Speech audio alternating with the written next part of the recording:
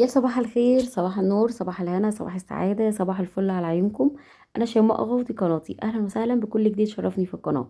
قبل ما نبدأ الفيديو حابة أقول لكم لسه ما اشتركش في القناة ياريت يشترك في القناة ويفعل زر الجرس ويحط لنا لايك ويسيب لنا تعليق حلو كده زيكم. هتعملي ايه النهارده يا شوشو؟ هنعمل تفريزات كده بسيطة وسهلة وعلى قدنا. كل سنة وانتم طيبين، رمضان كريم، خلاص بقى رمضان على الابواب، كل سنة وانتم طيبين. واحنا بقى ايه، شهر الشتاء ده شهر التفريزات والحاجات الحلوة والخضار الحلو. صلى على النبي عليه افضل الصلاة والسلام. عليك يا حبيبي يا رسول الله. ويلا نبدأ الفيديو ونشوف هنعمل ايه. بصي يا ست الكل، انا كنت في السوق جبت هنا حوالي كده 3 كيلو طماطم، بسطوا على قدنا يعني. وجبت كيلو فلفلة حراقة على باردة يعني. القرون السوداني اللي هناك دي حراقة جدا، والمكببة ديت باردة ماشي. انا جبتهم حمر، فلفلة حمراء عشان خاطر اخد منهم شوية احطهم على الطماطم وانا بخلطها. وكمان هاخد شوية اعملهم هريسة طماطم. طيب، اللهم صل وسلم عليك يا حبيبي يا رسول الله. حطي اللايك بس واشتركي في القناة. وتعالي انا هقولك اعمل ايه. الفلفلة دي لما بتسلقيها مع الطماطم وتضربيها بتخلي لك الطماطم على فكرة حمرة جدا وطعمها حلو كده وريحتها حلوة. انا بسلق بعمل الطماطم ازاي، اللي هفرزها او اللي انا هخلطها اعملها صلصة. انا بجيب كمية الطماطم بتاعتي باخد عليها فلفلتين على حسب كمية الطماطم، يعني لو كمية الطماطم كبيرة يعني مثلا لو 10 كيلو طماطم ولا حاجة احط عليهم نص كيلو فلفل. تمام. طيب هما مثلا 3 كيلو احط عليهم قرنين 3 كده فلفله وحته من الفلفلايه الحراقه ديت عشان ما تخليش الصلصه حراقه قوي، تدي لها نسبه بس حرقان بسيطه كده. احط عليها فصين توم واسيبها تتسلق مع نفسها من غير نقطة مية. احطها كده على النار في حلة واسيبها مع نفسها شوية لغاية اما تتسلق وتنزل كل ميتها. وبعد كده اضربها بالهاند بلندر كويس جدا او بالخلاط، يعني سيبها تبرد وبعد كده اضربها بالخلاط المتاح عندك، يعني اضربها بيه. وبعد كده بصفيها وكيسها بقى او عينها في اكياس او عينها في علب اللي انت بقى بتفرزي عندك فيه المتاح عندك، يعني فرزي فيه. وبسيبها بقى في التلاجة، بسيبها في فريزر. لما اكون محتاجه مثلا اعمل محشي، اعمل طبيخ، اعمل اي حاجه بالصلصه، مكرونه بتاع، بطلع من ديت. بسيب لسه فيها شويه تسبيكه، يعني ايه، لو انا هعمل بقى طبيخ بسيب لسه فيها شويه ميه، على اساس لو حطيتها على البسله، لو حطيتها على فاصوليا، لو حطيتها على قلقاس، بطاطس، اي حاجه تتسبك مع الطبيخ، تربط كده مع الطبيخ. زي ما انتم شايفين كده حطيت الطماطم، حطيت عليها الفلفله، يعني حوالي 3 4 فلفلات كده بحته حراقه، فصين الثوم. وهسيبها بقى اركنها خالص وايه لغايه ما تستوى وتبقى مهيه كده. وبعد كده نضربها بالهاند بلندر مع بعض ونشوف هنعمل فيها ايه. تعالوا بقى هنا، انا كنت جايبه هنا ايه حوالي كيلو ونص برتقال. ده برتقال سكري. انا بصراحه اول مره اجيبه واول مره افرزه يعني. انا عموما في فصل يعني في فصل الشتاء، لما بيكون في برتقان بجيبه اعمله عصير فريش كده اول باول. بس بصراحه ما بخزنش، يعني لا بخزن بقى رمضان برتقان ولا حاجات من دي. ممكن اخزن جوافه، اخزن مانجا، اخزن فراوله. تمام. الحاجات دي ممكن اعينها لكن بصراحه البرتقان ما خزنتوش قبل كده. فانا قلت هجيب فانا قلت هجيب بقى ايه برتقان واخزنه يعني. فقلت اجرب الاول في ايه، في هما كانوا حوالي كيلو ونص او بين كيلو ونص. فقلت اجرب فيهم فجبته كده حطيته. ده برتقان سكري، كان مسكر بصراحة ما شاء الله عليه يعني. فجبته كده قشرته زي ما انتم شايفين، بحوش بقى القشرة البيضة ديت. طبعا القشر اللي بره بتاع الليمون بتاع البرتقان ده الاصفر ممكن تبشريه وتعينيه عندك في الفريزر لو هتعملي كيكة او حاجة. بس تحشي منه القشرة البيضة خالص عشان ما يمررش. ممكن تستخدميه تعملي صابون، تعملي حاجات بكتير يعني.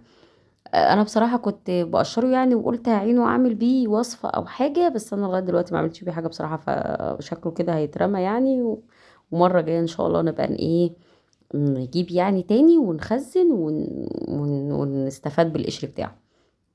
هنا زي ما انتم شايفين قشرت البرتقانية، ما فيهاش اي قشر ابيض. عملتها طرنشات كده، بطلع منها البذر بتاعها، عشان لما نيجي نخلطها في الخلاط، البذر ده لو خلطتيها بالخلاط والبذر ده جواها بيمرر البرتقال. يعني حتى لو خلطتيها كده لازم تخلطي تشربي على طول، انت فاهمين، عشان ما تحسيش بمرارة البرتقال. لكن لما نصفي، لما نحوش بقى منه البذر زي ما احنا عملناه كده وما يبقاش فيه بذر ولا القشر الابيض ده، تحطي عليه السكر بتاعك وتضربيه في الخلاط، ما يجرالوش اي حاجه بقى، ما يمررش معاكي ولا حاجه. هم عملوا معايا، انا قسمتهم على مرتين. حطيت في ارضيه العلبه بتاعتي كده شويه يعملوا شفشق حلو محترم، والشويه التانيين حطيت كيس ما بينهم، على اساس لما اجي اخد بعد كده منه ما يبقاش لازق في بعضه ويزهقني يعني لما اجي اكسر منه. فحطيتهم كده جنب بعض، وعملوا يعني ايه، يعملوا مرتين كده عصير حلو قوي. في ناس بتسلق معاه جزر، بتسلق جزر وتعين الجزر معاه مسلوق، وتضرب الجزر مع البرتقان كده عشان يزود الطعم واللون شوية والفايدة. إيه، انا بصراحة ما جربتش الليمون البرتقان ليمون ايه، مش عارفة ليه ماسك معايا ليمون. حطي لي لايك كده وصلي على النبي عليه افضل الصلاه والسلام. انا ما جربتش بصراحه البرتقان بالجزر يعني قبل كده، فانا بحب البرتقان صافي يعني. فقلت ايه، لا انا هحطه كده واعصره برتقان صافي كده. ماشي. هنا بقى ايه، خلاص، عينته يعني كيسته. وهنا بقى جت الطماطم خلاص كانت استوت. جيت ضربتها بالهاند بلندر زي ما انتم شايفين، وبعد كده صفتها. شايفين لونها ما شاء الله، لونها جميل جدا. ضفت عليها هنا بقى ايه، هي لسه تعتبر سخنة. ضفت هنا عليها معلقة ملح كبيرة ومعلقة سكر، وقلبتها زي ما انتم شايفين كده. جميلة ما شاء الله، بيبقى فيها نكهة كده الفلفلة. طعم الفلفلة الحراق بسيط خالص كده، شيء من بعيد ناداني كده.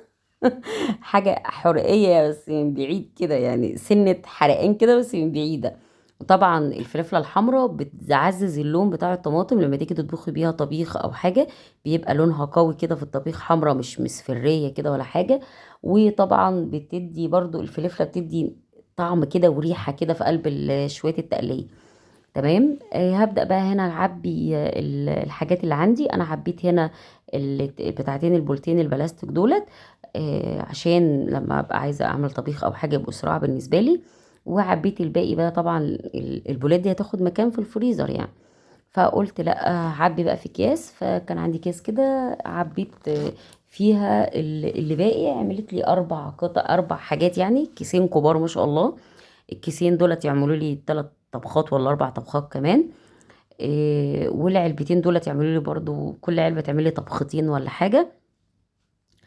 فعبيتهم بقى في الاكياس وعينهم في الفريزر. طيب لو انا مش عايزه اعين في الفريزر وعايزه اسيب شويه مثلا زيها كده طماطم كده زي ما هي، بحط عليها بس ايه يعني معلقه خل، وبحط عليها السكر زي ما انتم شايفين والملح. وبسيبها بحطها في حاجه واقفل عليها، واحطها في التلاجة من تحت وعليها زيت كده من فوق. وتبقى سهله بالنسبه لي، متحضره جاهزه اخد منها اطبخ على طول. انا بصراحه ما بحبش دي، بخاف انها تعفن تحمض او حاجه. هي يعني في ناس كتيرة قوي بتعملها كده وبتسيبها في التلاجة من تحت، ما بتحمضش ولا حاجة. بس المهم ان انتي ما تحطيش فيها معلقة متعاصة اكل، ما تحطيش فيها معلقة مبلولة مية كده يعني. بس انا بصراحة ما جربتش خالص ان انا اسيبها في التلاجة من تحت. انا بكيسها زي ما انتم شايفين كده وعينها في الفريزر. جيت هنا بقى، كنت انا جايبة اصلا كمان بسلة وجزر. كان الكيلو ونص جزر ب10، والبسلة كانت ب15. جبت ال2 كيلو ب25. ففصصتهم طبعا. انا كنت جايباها مش مفصصه، قعدت فصصتهم، خدت غلبه شويه. وخدت الجزر كده، خدت جزء من الجزر يعني، ما عملتش الجزر كله. خدت جزء من الجزر كده قشرته، كان جزر ما شاء الله عليه مسكر. والخضار الفتره دي بالذات في شهر طوبة بيبقى مسكر حلو جدا. فخدت حوالي 3 جزرات كده، وبدأت ان انا اقطعهم مكعبات. انا كنت مفكرة ان الجزر هيبقى كتير، فقلت هسلق الجزر لوحده الاول، واخد منه جزء عينه مسلوق جاهز كده يعني، يا دوبك بس مش مسلوق مسلوق يعني، يا دوبك شم النار كده وطلعته. شم المية يعني السخنة وطلعته. واخد منه جزء عينه لوحده لو احتجت اعمل بيه حاجة يعني. والجزء التاني احطه على البسلة. فبصراحة بعد ما قطعتهم وسلقتهم لقيتهم صغيرين يعني، يعني يا دوبك هم يتحطوا على البسلة ويتقلبوا على بعض.